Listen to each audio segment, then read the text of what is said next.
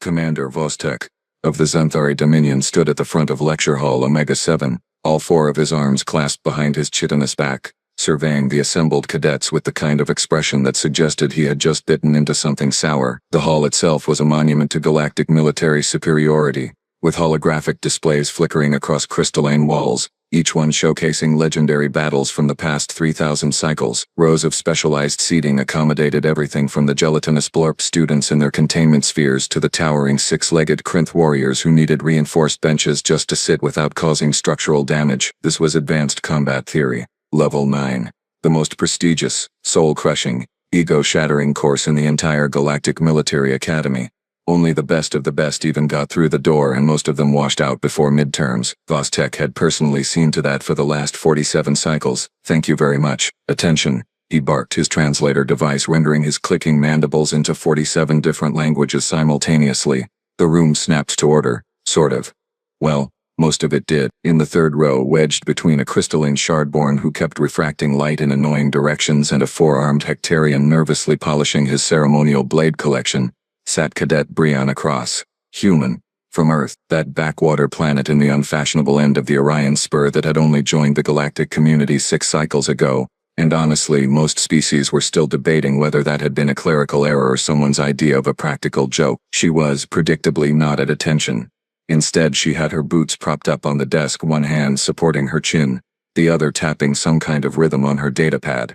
Her expression screamed cosmic-level boredom, like she had seen this all before and found it deeply underwhelming. Vostek's secondary eyes twitched. Humans, they had been nothing but problems since day one, showing up to the academy with their bizarre skeletal structure, their disturbing forward-facing eyes, and their complete lack of respect for protocols that had been established millennia before their species even discovered fire. The Galactic Council had insisted on integration, cultural exchange, blah blah blah, but Vostek knew better. These creatures were soft, weak, raised on a garden world with embarrassingly mild conditions, 1.0 gravitational constant, a stable single sun, barely any radiation. Pathetic. Cadet Cross, Vostek said, his voice dripping with enough venom to kill a Thoraxian battle beast.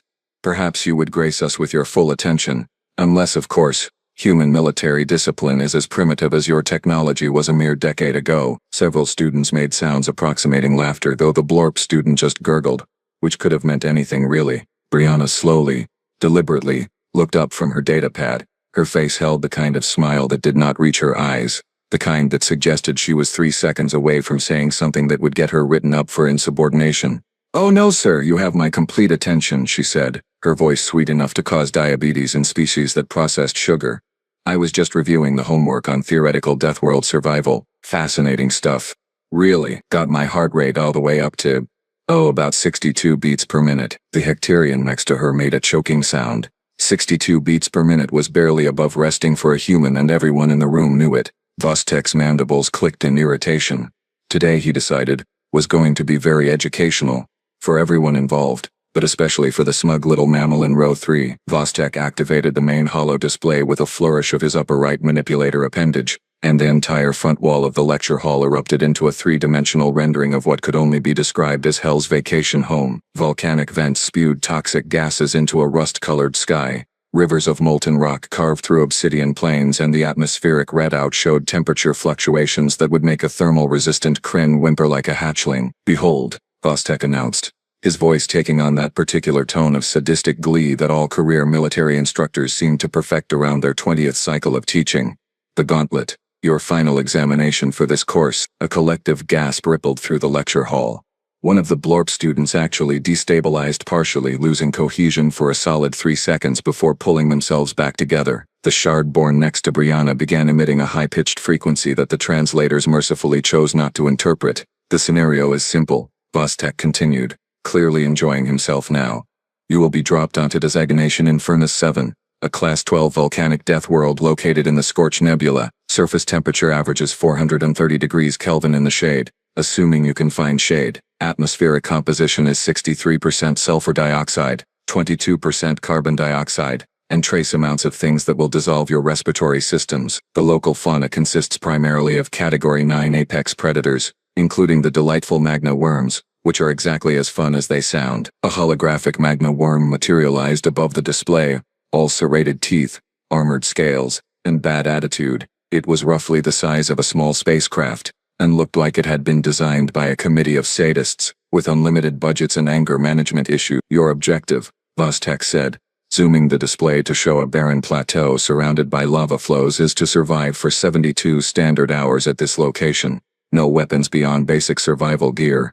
No communication devices. No extraction until the timer expires or you trigger your emergency beacon, which I should mention results in automatic failure and a mark on your permanent record that will follow you to whatever insignificant posting you end up assigned to for the rest of your mediocre career. The Hectarian cadet had gone completely pale, which for his species involved his skin turning an alarming shade of purple-gray. One of the insectoid vril students in the back row actually fainted, which sounded like someone dropping a bag of sticks. This examination has a historical passage rate of 11%, Vostek added, because apparently the room was not terrified enough yet. Most species require extensive genetic modification and 3 months of specialized training just to breathe the atmosphere without immediate organ failure. You will have 72 hours. I expect most of you to last approximately 9. Question. Dead silence. The kind of silence that happens when everyone is too busy contemplating their imminent doom to form coherent thoughts, except of course for Brianna Cross, who raised one hand lazily, like she was asking about the location of the nearest bathroom. Yeah, quick question, she said, her tone conversational, almost friendly. Is there like actual wildlife we are supposed to avoid, or just the magna worm things? Because the briefing mentioned Category 9 predators plural, and I am just trying to get a sense of the ecosystem here. Every head in the room swiveled to stare at her. The Shardborn's light refraction went completely haywire. Did you not comprehend the survival parameters, Cadet Cross? Vostek said slowly, each word precisely enunciated. This is not a research expedition. This is a test of your ability to not die horribly. Brianna shrugged. Right, no, I got that part. I am just wondering if there is anything actually dangerous, or if this is more of a camping situation with better ambiance. The lecture hall exploded into chaos. The combat simulation arena occupied an entire sublevel of the academy, a massive spherical chamber capable of replicating any environmental condition short of a black hole. And honestly, the engineers were working on that last bit. Vostek stood in the observation deck surrounded by the remaining cadets who had not been selected for the first wave of testing. Below them, through reinforced transparent steel, 20 cadets materialized on the simulated surface of Infernus 7, each one appearing in a different zone of the hellscape. The environmental hazards kicked in immediately. Temperature sensors spiked into the red zone. Sulfurous clouds billowed across the landscape. A volcanic vent erupted approximately 30 meters from a Krinth cadet, who immediately deployed his regulation thermal shield and began calculating the optimal retreat vector using Standard Galactic Military Doctrine, Chapter 7, Subsection 14, Paragraph 9. Observe, Vostek announced to the watching students, gesturing at the main display which showed all 20 camera feeds simultaneously. Cadet Thrall executes a textbook environmental assessment and tactical withdrawal. This is proper protocol when facing overwhelming environmental hazards. On screen, Thrall had already activated his portable atmosphere processor, established a defensive perimeter, and begun constructing a regulation emergency shelter using the prefabricated components from his survival pack. By the book. Profession. Exactly what 4,000 cycles of military evolution had determined to be the correct response. Then camera feed 7 switched to Brianna Cross, and Vostek felt something inside his thorax clench in a way that the Academy medical staff would probably call concern, but he preferred to classify as intense irritation. She had landed in arguably the worst possible zone, a narrow ridge between two active lava flows, with a magma worm nest visible approximately 200 meters to her east. The smart play, the only play according to every military manual ever written, was to activate emergency shielding and relocate immediately to more defensible terrain. Brianna looked around, stretched like she had just woken up from a particularly nice nap, and then proceeded to do something that made 3 different species in the observation deck make sounds of absolute horror. She took off her helmet. Emergency beacon activation in 3, 2, muttered a Vril cadet in the observation deck, already pulling up the failure documentation forms. Except Brianna did not immediately collapse from atmospheric poisoning. She wrinkled her nose, made a face like she had smelled something unpleasant but not expected, and then tied the helmet to her belt like it was a minor inconvenience rather than critical life support equipment. What? Vostek said flatly. Is she doing, sir? Her biometrics show elevated respiratory function but no signs of distress, reported the monitoring technician, a 6-eyed observant whose entire species existed specifically to notice details that others missed. Her oxygen saturation is, this cannot be right, actually improving. On screen, Brianna had found a sharp rock and was now doing something incomprehensible with her uniform sleeve, tearing off a strip of fabric and wrapping it around her face like some kind of primitive filtration system. Then she spat on the fabric, actually spat on it, with her own biological fluids, which caused the blorp student to make a sound like a drain backing up. That is not in any manual," stammered the Hectarian cadet, his blade collection forgotten in his lap. "That is not even theoretically sound. The moisture will evaporate instantly in this heat. The fabric has no filtration properties. What is she doing now?" What she was doing now was collecting volcanic ash in her empty water container, mixing it with some kind of plant matter she had apparently found growing between rocks that should have been too hot to support any life whatsoever, and creating what looked like a primitive paste that she proceeded to smear on her exposed skin. Is she making sunscreen?" asked a Shard-born cadet, their light pattern flickering in confusion. "From volcanic byproducts and toxic flora." Meanwhile, on Feed 3, a properly trained Xanthari cadet had just triggered his emergency beacon after a minor equipment malfunction. Standard procedure. No unnecessary risks. On Feed 12, a blorp student was carefully maintaining safe distance from all thermal sources per Regulation 17 Alpha. And on Feed 7, Brianna Cross had just walked directly up to a pool of geothermal runoff, tested the temperature with her finger, made an approving noise that the audio pickups registered as, "Oh nice hot springs," and began collecting the water in a container she had fashioned from her discarded helmet padding. Vostek's mandibles had not stopped clicking for the past 3 minutes. It was starting to hurt. "She is treating a Class 12 Deathworld simulation," he said slowly, each word fighting its way past his disbelief, like a spa retreat. On screen, Brianna had now located what appeared to be a cave formation near the lava flow. Instead of avoiding it per standard protocols, she walked directly toward it, examining the entrance with the casual interest of someone browsing real estate options. She kicked a rock into the opening, waited, listened to the echo, and then nodded to herself like she had just confirmed the square footage met her requirements. "Cadet Threll has successfully established base camp according to protocol," the monitoring technician reported dutifully. "Estimated survival probability, 73%. Cadet Cross she has moved into a cave of unknown depth in a seismically active zone and appears to be, sir, I think she is humming." She was absolutely humming. The audio feed confirmed it. Some kind of repetitive human musical expression, completely off-key, echoing through what was supposed to be a life-threatening survival scenario. Vostek had trained soldiers for 47 cycles. He had seen cadets from 400 different species face impossible odds. He had witnessed acts of heroism, cowardice, brilliance, and stupidity in measures that defied statistical analysis. He had never, not once, seen someone treat a Category 9 threat environment like a mildly interesting camping trip. "Increase the difficulty," he said quietly. The monitoring technician's 6 eyes widened. "Sir, the scenario is already at maximum recommended levels for cadet training." "Then," Vostek said, all 4 arms crossing simultaneously in a gesture that conveyed exactly how far beyond caring about recommendations he had traveled, "I suppose we are about to exceed recommendations. Activate hazard protocols Omega through Zeta. All of them. Simultaneously." This was going to be educational indeed. The simulation's environmental controls whined in protest as the difficulty settings climbed past levels that had never been tested outside of theoretical worst-case scenarios. The monitoring technician's manipulators hovered over the emergency shutdown protocols, just in case everything went catastrophically wrong, which given the current trajectory seemed less like a possibility and more like an inevitability. On Feed 3, Cadet Threll's regulation shelter immediately began showing structural stress as seismic activity quadrupled. His face, visible through his helmet's camera, displayed the particular expression of someone realizing they had made a series of choices that led to this exact moment of regret. His emergency beacon activated 7 seconds later. Automatic failure. He would live, but his pride would require significantly more recovery time than his body. "Cadet Threll has been extracted," the technician announced, marking the failure on the main board. Remaining cadets 19. Feed 9 showed a blorp student whose containment sphere had cracked under the thermal stress, their gelatinous form desperately trying to maintain cohesion as they slapped the emergency beacon with a pseudopod. 18 cadets. Feed 15 captured a Vril cadet, making the fatal mistake of seeking shelter under a rock formation that chose that exact moment to demonstrate why seismic instability was called instability. The beacon activated automatically when her vital signs hit critical thresholds. 17 cadets. Vostek watched the feeds with grim satisfaction. This was proper military education. Learn your limits. Respect the protocols.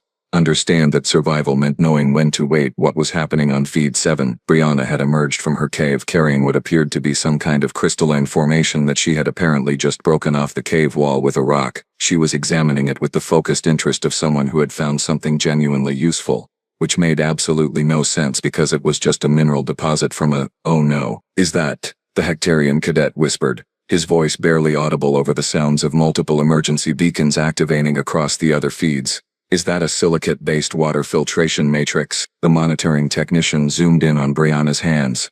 She had smashed the crystal into smaller pieces and was layering them inside her makeshift water container with the volcanic ash paste and some kind of fibrous material she had stripped from the heat-resistant plants. The result looked like something a primitive civilization might create if they had absolutely no access to proper technology and far too much time to experiment with terrible ideas that somehow worked anyway. She is purifying geothermal runoff using rocks and plant matter, Vostek said, his voice completely flat. She is hydrating herself with volcanic byproducts in an environment specifically designed to make hydration impossible without advanced filtration technology. Brianna took a drink from her creation, made a contemplative face, shrugged, and took another drink. The biometric readout showed her hydration levels actually improving. Feed 4 winked out as another cadet failed. 16 remaining. Then, the magma worm appeared on Feed 7. Because apparently the universe had decided that today was the day Vostek's understanding of military doctrine would die screaming. The creature erupted from the lava flow like a nightmare that had taken physical form specifically to fail cadets and ruin simulation equipment. It was 6 meters of armored rage, its sensors immediately locking onto the only life sign in its territory that was not currently fleeing or activating emergency beacons. The observation deck went silent. This was it. The moment where the cocky human would learn that confidence without capability led to very educational, very brief lessons in mortality. Brianna looked up from her water container, saw the magma worm, and did something that would later be described in the Academy's incident reports as inadvisable to the point of requiring new categories of inadvisability. She waved at it, actually waved, like she was greeting a neighbor across a fence. The magma worm paused, which magma worms were not supposed to do because they were rage-fueled killing machines without pause functionality. It tilted its massive head regarding this tiny creature that was not running, not fighting, not doing anything that fit into its predator-prey recognition software. Brianna reached into her survival pack, pulled out a ration bar, the kind that every species in the galaxy agreed tasted like compressed sadness and regret, and tossed it toward the magma worm. She is feeding it, breathed the shardborn cadet. She is attempting to domesticate a Category 9 apex predator with military rations. The magma worm sniffed the ration bar, made a sound that the audio pickups registered as somewhere between confused and curious, and ate it. Then it looked back at Brianna with an expression that, if you were feeling particularly generous with your interpretations, might have resembled expectation. She threw another ration bar. The magma worm caught it midair, crunched it down, and settled onto its haunches like a pet waiting for more treats. This is not happening, Vostek said. This violates every known principle of xenobiology, predator behavior, and common sense. Feed 11 failed. Feed 6 followed seconds later. The difficulty increases were claiming cadets faster than the monitoring technician could document the failures. 14 remaining. 13. 12. Brianna, meanwhile, had apparently decided that her new best friend needed a name, because the audio feed picked up her saying, "Okay, buddy, you are officially Roger now. Yes, you are. Yes, you are a good Roger." Roger the magma worm made a rumbling sound that might have been contentment or indigestion. Either way, when another magma worm appeared from a different lava flow, Roger positioned himself between it and Brianna, making aggressive territorial displays until the newcomer retreated. "She has bodyguard," a Vril cadet said weakly. "She has convinced an apex predator to provide security services in exchange for ration bars that none of us even want to eat." The seismic activity increased again. Vostek had authorized it personally, determined to find the breaking point of human arrogance. A massive tremor split the ground near Brianna's cave, releasing a plume of toxic gas that sent the atmospheric toxicity readings into ranges that required scientific notation to express properly. Brianna looked at the gas plume, looked at Roger, looked at her cave, and made a thinking face that suggested terrible decisions were forming behind those forward-facing eyes. She grabbed several of the heat-resistant plants, wove them together with a speed that suggested she had done this approximately 1,000 times before, and created a dome-like structure that she positioned over the gas vent. "What is she?" Vostek started to ask, but then he saw it. The plants were absorbing the toxic compounds, metabolizing them through some kind of chemical process that was probably fascinating to xenobotanists and absolutely infuriating to military instructors. The gas that emerged from the other side of her plant dome was still warm but significantly less lethal. She had built an air purifier, from weeds, in a volcanic hellscape, while being protected by an apex predator named Roger. Feed 18 failed. Feed 2 followed. 10 cadets remaining, and 9 of them were currently clustered in the observation deck's failure documentation queue, their emergency beacons creating a symphony of shame. Only 1 cadet remained in the simulation, sitting cross-legged next to her domesticated murder beast, drinking filtered volcanic water, breathing air she had purified with aggressive landscaping, apparently comfortable in an environment that was actively trying to kill everything else. The observation deck had gone beyond shocked silence into something that resembled existential crisis.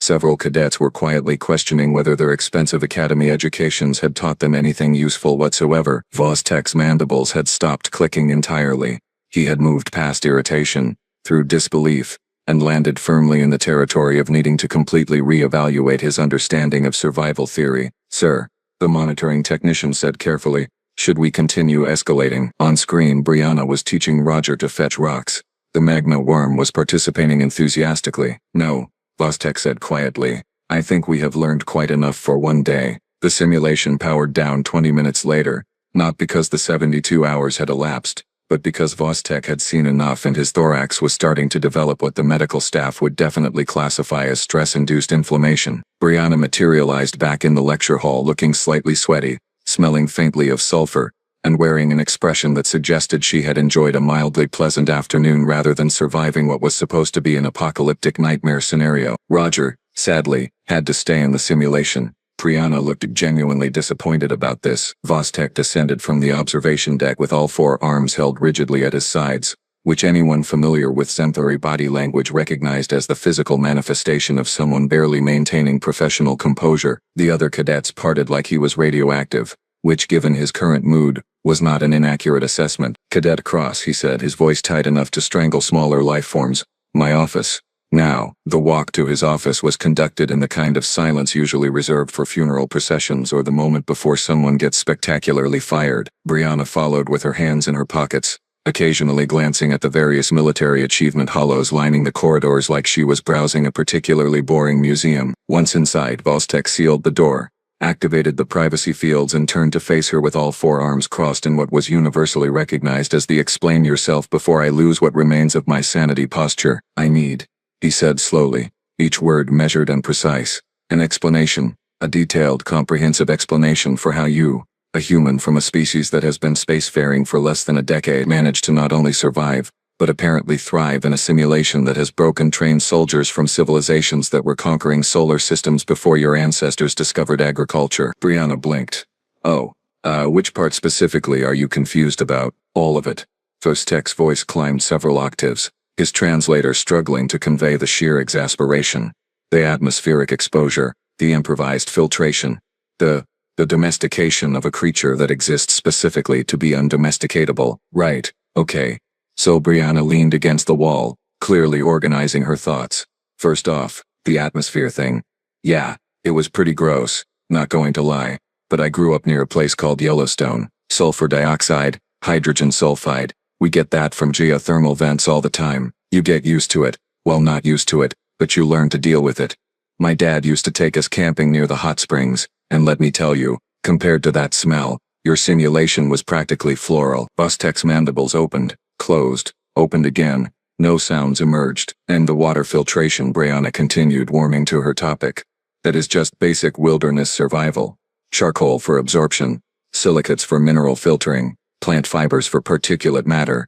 We learn this stuff in like basic outdoor education. Sometimes the power goes out. Sometimes you're stuck somewhere without clean water. You figure it out. Your planet," Vostek managed, "has regions where the power goes out. Oh yeah. All the time. Hurricanes, tornadoes, earthquakes, floods, blizzards, heat waves, solar flares occasionally.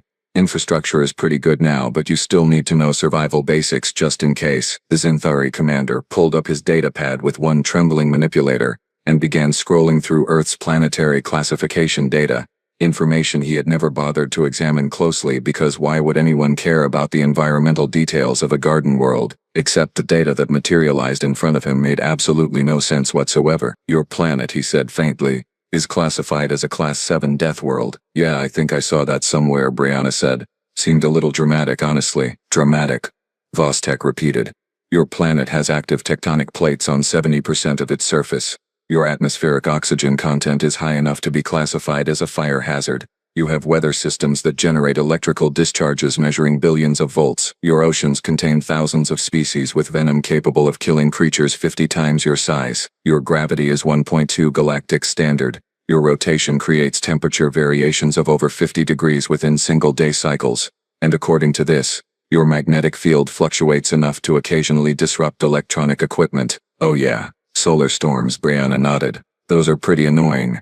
Messes with GPS sometimes. Vostek scrolled further, his eyes widening with each new data point. Your planet experiences regular bombardment from space debris that your atmosphere only partially mitigates. Your sun exposure causes cellular damage that you have to actively protect against. Your local fauna includes creatures massing over 100 metric tons that live in your oceans and creatures with jaw strength capable of crushing metallic alloys that live on your land masses. You have parasites.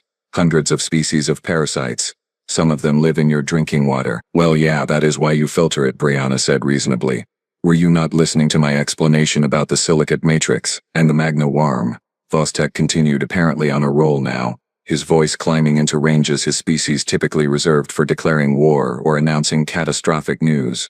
You domesticated it with food offerings. Commander, I grew up on a farm. You want to make friends with an animal, you feed it. Cows, horses, chickens, dogs, cats, occasionally the raccoons that got into the trash. Same principle applies. That Roger guy was just a big lizard when you get down to it.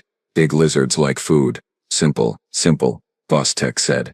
You compared a Category 9 apex predator to raccoons. I mean, raccoons are pretty vicious when they want to be, Brianna said defensively. One of them bit my cousin once. Needed rabies shots and everything. What? Vostek asked, dreading the answer. Is rabies? Oh, it is this virus that makes mammals go crazy and aggressive.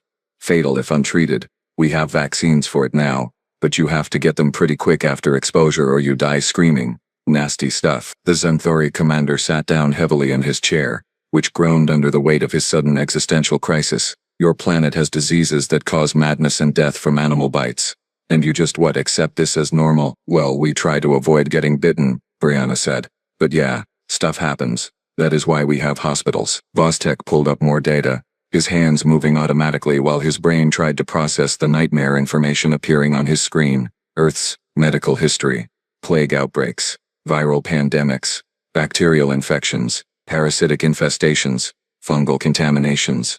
The list went on, and kept going. How? He whispered. Are you not extinct? Brianna shrugged. We adapt. We are pretty good at that actually. Kind of our thing. The official simulation results appeared on the Academy's main network, approximately 3 hours after what would later be referred to in hushed tones as the incident that made Commander Vostek question everything. Brianna Cross, human, Earth, Orion Spur, had achieved a perfect survival score. Not just passing, not just acceptable, perfect. 100% across every measurable category, plus several categories that the evaluation software had to invent on the spot because her performance had exceeded parameters that the original programmers never imagined would be relevant. Environmental adaptation, perfect. Resource utilization, perfect. Threat assessment and mitigation, perfect, with a special footnote about unconventional methodology that the software seemed almost offended to have to acknowledge. Physical resilience, the monitoring systems had flagged this one 3 times because surely there was a sensor malfunction. But no. Also perfect. The Academy's Administrative Council convened an emergency session within the hour, which was unprecedented, but then again so was everything else about today.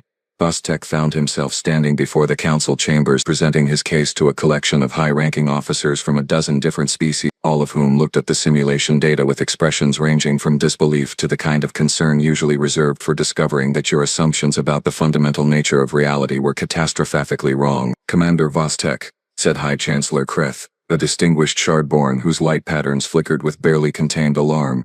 Are you seriously proposing that we revise our entire survival training curriculum based on one human cadet's performance? Yes, Vostek said simply, because what else could he say? I am also proposing mandatory orientation seminars about Earth environmental conditions for all Academy staff and students. We have been operating under the assumption that humans are fragile, soft creatures from a garden world. This assumption is not just incorrect, it is dangerous. Dangerous how? Demanded General Thorax, a Krynth war hero whose species prided itself on physical superiority. Dangerous, Vostek said, pulling up the compiled data on the main display, because we are training them using protocols designed for species from stable, predictable environments. We are teaching them solutions to problems they have already solved, using methods we cannot comprehend because their entire evolutionary history is a masterclass in surviving things that should not be survivable. We are, essentially, teaching fish how to swim while congratulating ourselves on our superior aquatic knowledge. The council chamber fell silent. On the display, a recording of Brianna befriending Roger played on loop, because sometimes you needed visual evidence that reality had become negotiable. Motion approved, High Chancellor Kreth said quietly. Effective immediately. All combat simulation difficulties will be recalibrated. All training materials will include comparative analyses of Earth survival conditions. And someone, please, figure out how to update our recruitment materials, because if this is standard human capability, we have been criminally underutilizing them. 3 days later, Vostek stood once again at the front of Lecture Hall Omega 7. But the atmosphere had changed considerably. The cadets sat in attentive silence, no longer confident that their expensive educations and superior evolutionary adaptations meant anything when compared to a species that apparently regarded Deathworlds as mild inconveniences. Brianna sat in her usual spot, third row, looking exactly as bored as she had before, except now the other cadets were watching her with the kind of wary respect usually reserved for unexploded ordnance. Today, Vostek announced, his voice carrying none of its previous condescension, we begin a new unit on comparative survival methodologies. We will be examining Earth-based techniques and their applications to galactic military scenarios. Cadet Cross has graciously agreed to provide practical demonstrations. Brianna raised her hand. Vostek braced himself. Quick question, sir, she said, that same dangerous sweetness in her voice. Are we going to run the simulation again? Because honestly, that was a pretty nice vacation compared to finals week. Good cardio, decent scenery once you got past the whole fire and brimstone aesthetic, and Roger was excellent company. 10 out of 10. Would recommend. Several cadets made strangled noises. The Hectarian student's blade collection clattered to the floor. It was not, Vostek said carefully, designed to be a vacation. Oh, totally understand that, Brianna nodded seriously. But compared to the camping trip my family did in the Australian outback last summer, you know, with the heat and the venomous everything and the drop bears, your simulation was honestly pretty tame. More controlled, fewer things actively trying to kill you. Way fewer spiders. Drop bears, Vostek repeated, making a note to look that up later and already dreading what he would find. Yeah, they are the worst, Brianna continued. But hey, that is Australia for you. Most dangerous continent on Earth, hands down. I am really grateful I grew up in North America. Way safer. Mostly just had to worry about bears, mountain lions, wolves, venomous snakes, poisonous plants, flash floods, tornadoes, and the occasional wildfire. You know, normal stuff. The lecture hall had gone completely silent. Vostek's mandibles had resumed their clicking, but this time it was less irritation and more a physical manifestation of his brain attempting to process the statement safer continent in the context of everything else he had just heard. Cadet Cross, he said finally, you are saying that you are from one of Earth's less dangerous regions. Oh yeah, definitely, Brianna said cheerfully. I mean, we are not exactly Antarctica, which is a frozen wasteland that will kill you in like 15 minutes if you are not prepared. But we are way better off than Australia, where even the plants are venomous and the wildlife has actively declared war on human survival. North America is pretty chill, relatively speaking. A Blorp student destabilized completely and had to be carried out by medical staff. Vostek pulled up the planetary data again, scrolling to Earth's continental breakdowns, reading through the environmental hazard reports for each major landmass, watching his understanding of human resilience expand into territories that required new frameworks of comprehension. Right, he said eventually, his voice distant, already composing the updated training protocols in his head.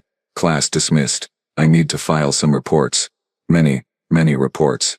Possibly also a revised threat assessment for the entire human species. As the cadets filed out, Brianna paused at the door, turning back with a grin that was absolutely calculated to cause maximum psychological damage. Hey, Commander, she called out. Next semester, if you want to make the simulations actually challenging, maybe add some mosquitoes. Those things are the real killers back home.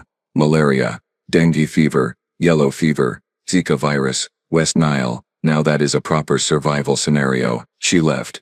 Vostek sat alone in the empty lecture hall, pulled up Earth's data on mosquitoes and vector-borne diseases, read for approximately 45 seconds, and then very carefully closed his datapad before he learned anything else that would require him to reevaluate his entire career. Outside, in the corridors of the Galactic Military Academy, humans continued to be terrifyingly competent at things they considered normal, and the rest of the galaxy slowly began to understand that Earth had not joined the galactic community as pupils seeking knowledge. They had arrived as the professors nobody knew they needed, teaching lessons in survival that most species had never imagined requiring. And somewhere in the simulation archives, a program named Roger waited patiently for the next time someone would bring ration bars and call him a good boy, because even apex predators appreciated proper manners and snack-based friendship.